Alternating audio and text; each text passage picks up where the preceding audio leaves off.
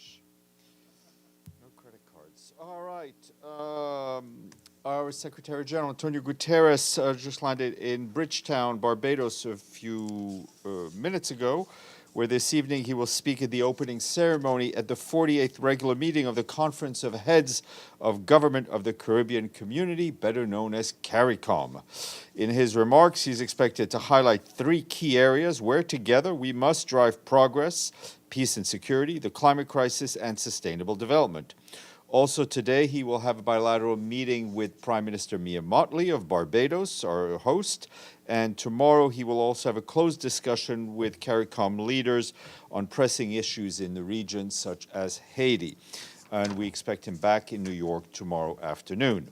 The Deputy Secretary General arrived in Johannesburg in South Africa earlier today to attend the G20 Foreign Ministers meeting. On behalf of the Secretary General, Ms. Mohammed will underline support for multilateral cooperation and the South African G20 presidency and reinforce the case for dialogue and joint action to address common challenges, including trade, tax, debt, and financing climate action. On the margins of the meeting, she's expected to meet with senior government officials from G20 members and guest countries. From Johannesburg, she will head off to Nairobi in Kenya to hold meetings with a wide range of stakeholders and UN entities in preparation of the second UN Food Summit, stock taking, and to meet with Kenyan government officials. On the 26th, Ms. Mohammed will head back to South Africa, but this time to Cape Town, to attend the G20 Finance Ministers meeting and meeting of central bank governors. And she will open the Financing Common Summit 2025 on behalf of the Secretary General. We will have her back here on the 27th of February. Meanwhile, update for you from Gaza, where the World Health Organization and UNICEF tell us that the emergency polio outbreak response in the Gaza Strip is continuing, with a mass vaccination campaign scheduled to begin Saturday and continue until the 26th of February. The novel oral polio vaccine type 2 will be administered to more than 591,000 children under the age of 10 to protect them from the disease. The campaign aims to reach all children under 10, including those previously missed, to close immunity gaps and end the outbreak. Meanwhile, partners supporting water, sanitation, and hygiene services are working to increase the production and distribution of water for drinking and domestic purposes to improve the lives and conditions in the Gaza Strip and to, of course, minimize public health risks. There are now more than 1,780 operational water points across Gaza. Over 85% of them are used to support water trucking activities by our partners. The Office for the Coordination of Humanitarian Affairs reports that our partners are also training and deploying mobile teams and volunteers at 8 distribution points to ensure that vulnerable groups, including people with disabilities, have safe and dignified access to humanitarian assistance. More than 100 such teams are operating at nearly 78 distribution points throughout Gaza. Turning to the West Bank, OCHA says that Israeli forces operations in northern Gaza continue, causing further destruction and displacement among Palestinian residents. Yesterday, for example, in Tulkarm refugee camp, our humanitarian partners report that Israeli forces demolished at least 5 homes and several others are slated for demolition. Moving to the Democratic Republic of the Congo, our humanitarian colleagues tell us that between the 5th of February and yesterday, over 11,000 people in South Kivu have sought refuge in Kalonge Health Zone, which is southwest of Bukavu in Kalehe territory.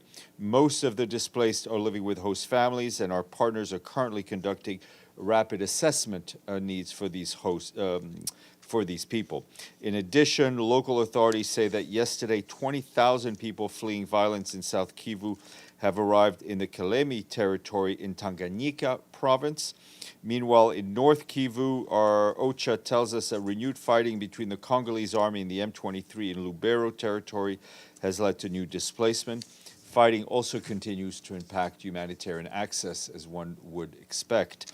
And in Goma, partners report that between late January and early February, an estimated 70,000 people left displacement sites to return to their villages in Masisi territory. Many of them need food and financial means to meet their most basic human needs. And I want to flag that this afternoon, the Special Representative, the Secretary General, and head of the peacekeeping mission in the Congo, Bintou Keita, will brief the Security Council in an open session. Also briefing will be the Special Envoy for the Great Lakes region, Huang Xia, who will also brief on his portfolio. We are efforting to get you those remarks ahead of time to improve your reporting capacities, if that's possible.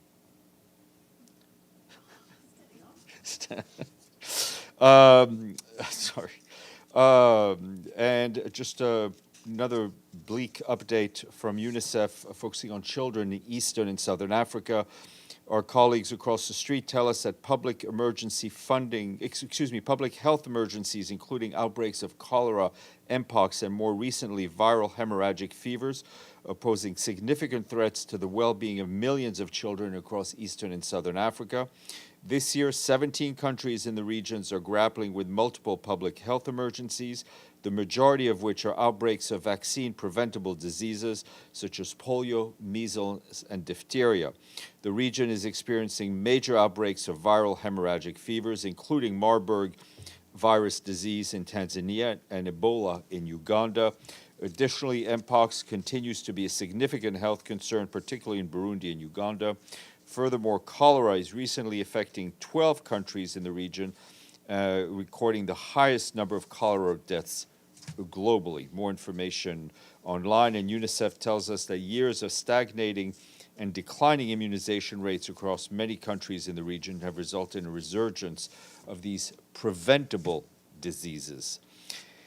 Turning to Sudan, and to answer a question I think raised by Ibtisam, who's not here, but hopefully is listening somewhere, but interesting to all of us. That was regarding famine in some parts of Sudan. According to the Famine Review Committee of the Integrated Food Security Phase Classification with the IPC, they've confirmed that there is reasonable evidence of famine conditions in at least 5 areas of Sudan: Zamzam, Abu Shouk, and Al-Salam camps in North Darfur, and 2 locations in the western Nuba Mountains, which is impacting both residents and internally displaced people. There are also reports of people dying of starvation in some areas like Darfur, Kordofan, and Khartoum. Currently, around 638,000 people are confirmed to be in the catastrophic hunger conditions, which they classify as IPC Phase 5. All of this, to say the least, is a very horrific and sad situation. A record 4.7 million children across the age of 5 and pregnant and breastfeeding women and girls are suffering from acute malnutrition in Sudan. People in Zamzam camp, which, if you know, as we've told you here, have been regularly bombed, are resorting to extreme measures to survive because food is so scarce. Families are eating peanut shells mixed with oil, which is typically used to feed animals. That's why we keep calling on all of the parties to silence the guns and put their interest of their people first and foremost. We urgently need to expand access and open new corridors to both cross-border and across conflict lines to provide assistance to save people from dying starvation.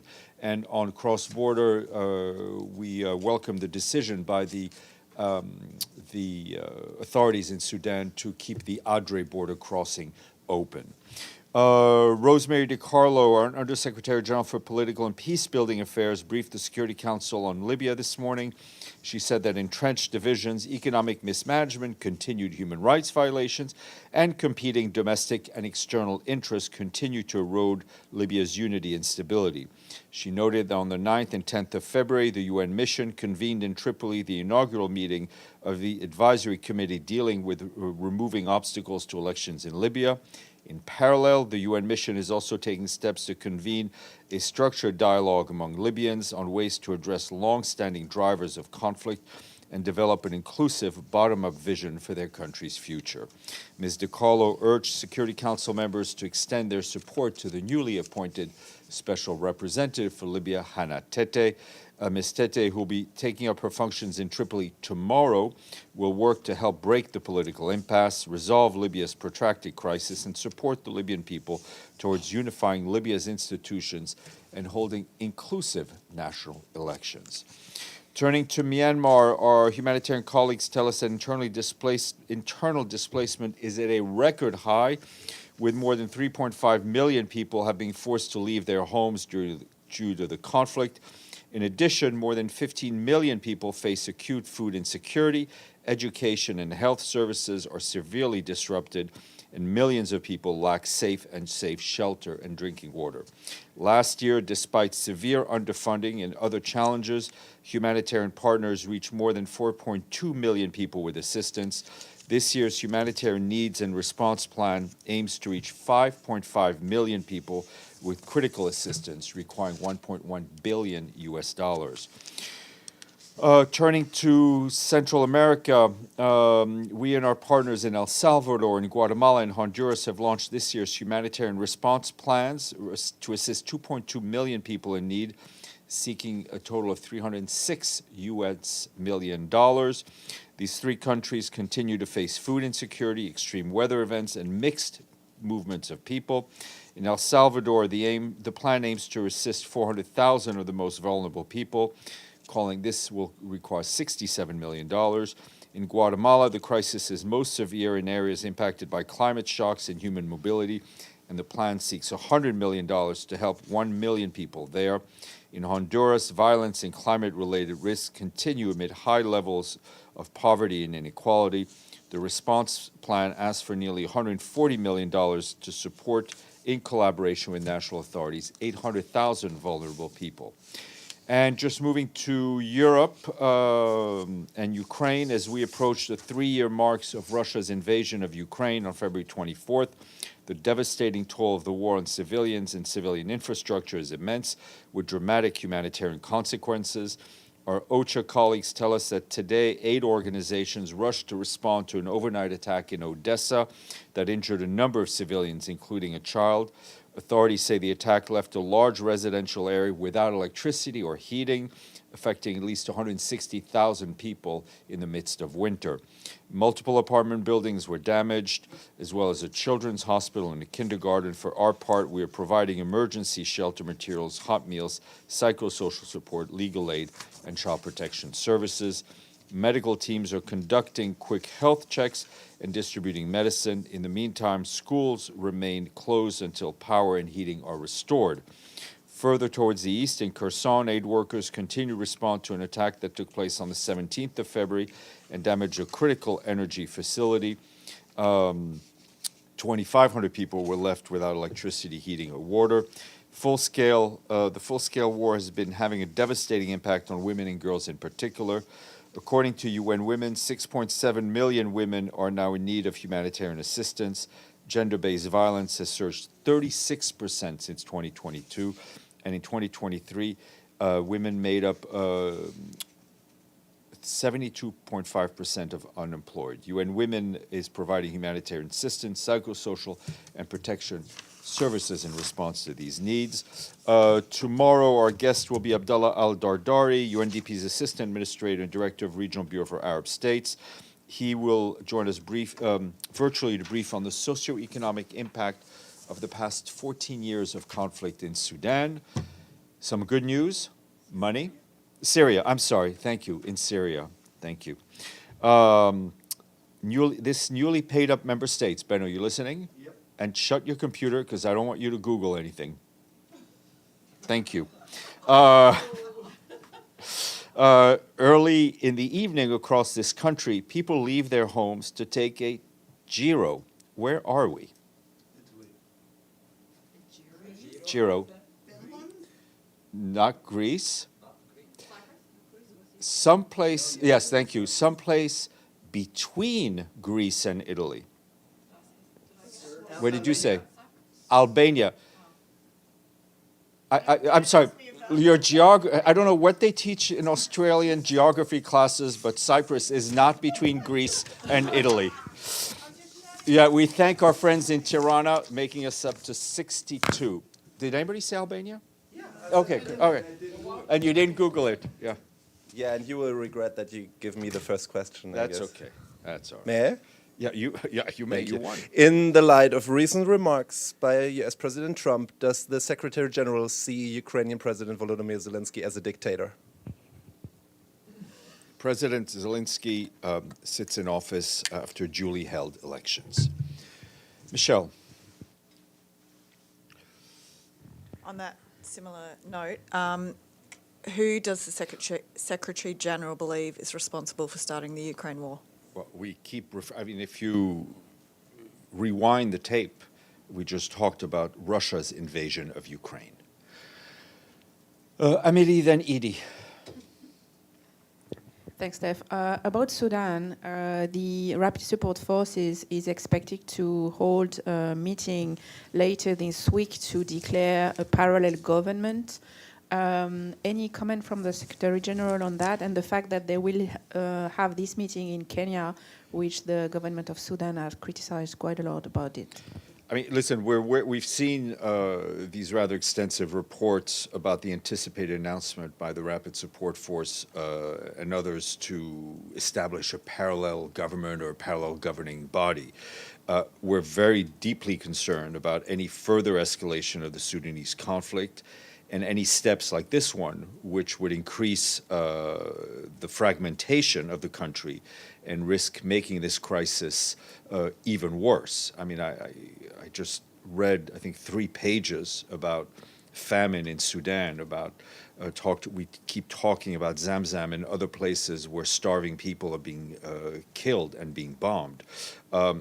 For us, preserving the unity of Sudan, the sovereignty and the territorial integrity remains a key ingredient for a sustainable resolution of the conflict and the long-term stability of the country and the wider region.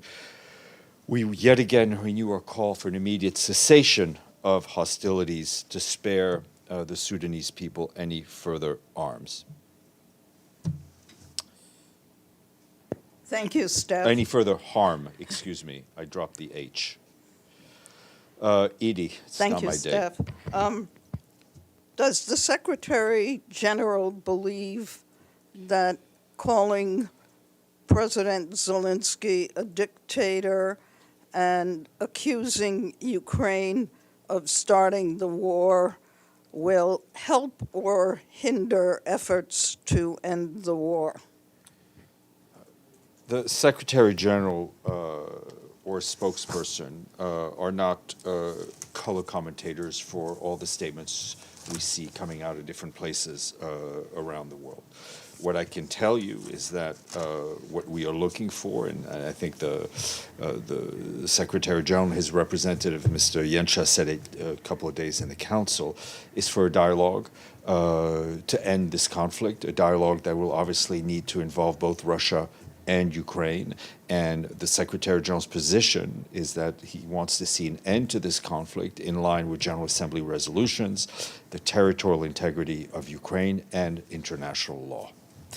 And on Sudan, what access does the United Nations have to these 5 areas where famine is basically taking place? Extremely limited. As you'll recall, we've had some convoys towards the Zamzam camp. WFP, I think, had one a while ago, but the road, it takes weeks and weeks and weeks to reach these places. It is extremely, I mean, it's challenging terrain in normal times. It is almost impossible terrain as the conflict rages on. Deji. Few questions on Gaza. About the polio campaign by UNICEF and WHO. Last year in September and October, we had 2 rounds of vaccination, which according to the report already covered 95% of target group, which should have immunity now. Then why this? Well, because obviously some were missed, some were born, and some we may not have known about. That's 591,000 more? That's the data I've been given. Okay, so will UNRWA help this whole campaign this time? I don't. This is a campaign led by UNICEF and WHO. Obviously, every part of the UN family is working towards the same goal. So speaking of UNRWA, I'm sorry. Is there any new communications between the UN and Israel on the situation of UNRWA? Not- And what is the latest update or latest status of UNRWA's working now? Not aware of any more contacts. I did my daily check-in with my UNRWA colleague this morning. UNRWA operations across the West Bank, including in East Jerusalem, are continuing. Business as usual. I think I answered your question. Okay. Okay. Edie. You said yesterday that UN officials were going to meet with Israeli authorities on the the entry into the training school Yeah, and the attempted entries into the 3 other schools in East Jerusalem. Did that meeting take place? I'm trying to get an update. I have not received an update to share with you. Okay. Oh, Evelyn, sorry, and then we'll go. Right. We'll be dismissed. What's the main reason that there are no vaccines in East Africa? Well, I mean, Yeah. it's a question of fewer vaccination rates. I mean, the reasons can be multiple. It can be funding, it can be access, and it could be, the disinformation that we've seen all around the world about the effectiveness of vaccines. And one more, while the UN is sending aid to Gaza, the rubble is certainly preventing a decent life there. Do you know of any plans that the UN is involved in that could help clear that? Well, I think where we're focusing on right now is the immediate needs. Obviously, tarpaulins, tents. There's an effort to bring in mobile homes or caravans or more, let's say, more permanent temporary housing, to put it that way. Obviously, there are discussions that are being led by Egypt and the Arab League on the reconstruction of Gaza, which the Secretary General very much supports. Hasta la vista, people. What? No.